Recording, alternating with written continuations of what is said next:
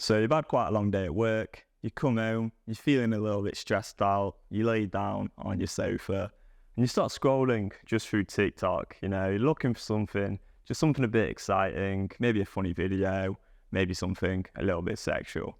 You end up seeing something quite sexually provocative and you click on that woman's profile and then you're scrolling through that. You're getting a little bit excited now. All right, fair enough, mate.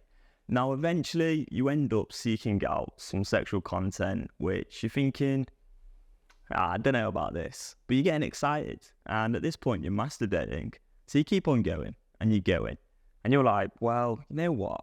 I do want something a bit more exciting. So you keep on going through, searching for something else. What can I find here?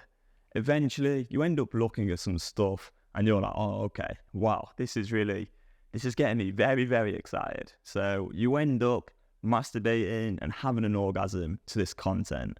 But then when you finish, the post-nut clarity hits and you're like, what have I done here? What have I done? How come I've ended up looking at that? Because half an hour ago, when you started out, this kind of content would have probably repelled you. You wouldn't have actually been interested in that kind of sexual content. So there's obviously something going on here. Like, how have you ended up looking at that? And that's what I'll be talking about in this video. And the reason I want to talk about this is because it's something that I've experienced a lot in the past. And that would just fill me up with loads and loads of regret, but also shame. And shame is such a powerful emotion. And the reason for that is because shame is all about this fear of disconnection. And from an evolutionary perspective, disconnection in the past would ultimately lead to death.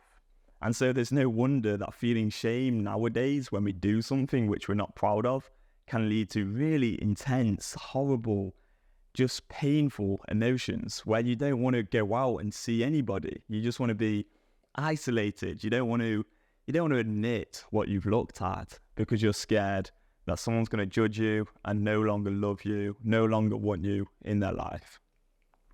So what's going on here? Well, I'm going to provide 3 reasons as to why you may be looking at sexual content which doesn't actually align with who you are or your sexual interests. So the first reason, the first explanation, is that there's this accumulation of a transcription factor called CREB. CREB ultimately dampens the reward circuitry when it sort of feels like you've had too much of something. So maybe a lot of dopamine has been released as you're scrolling through TikTok and seeing certain sexual content. Over time, the same girls on TikTok are not really going to do it for you because your reward circuitry has sort of already had this big hit of dopamine with sort of sexual content. Eventually, your brain's figured out, you know what, don't really need much more of this. It's been done. So then it's seeking out more and more novel content because it wants to keep this like dopamine high, but it needs to seek out more novel, new content. And novelty is such a big thing. And I think because people nowadays have kind of boring lives, like a lot of people are just sitting 8 hours a day behind like a desk at an office, nothing really changes, each day's the same. Things are just very, very grey and mundane for a lot of people. And social media, that's not actually meeting the needs that people really have.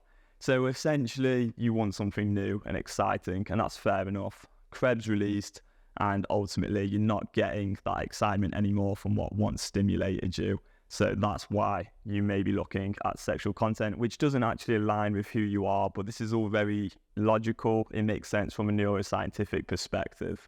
Now, number 2, I would say, is that there are psychological aspects at play here as well. For example, let's say you're like 7 years old and you go through some kind of trauma and there's a part of you that's sort of born in that trauma and it stays with you. Now, when you're older, what happens is you probably neglect that part of you. You don't actually give it any attention. You want to sort of stay away from that trauma as much as possible, not think about it, not sort of provide any self-love or self-compassion to that part because you just want to stay as far away from it as possible. What then happens is you actually seek out sexual content which kind of aligns with the feelings that you experienced when you were younger, or maybe what you didn't experience when you were younger as well.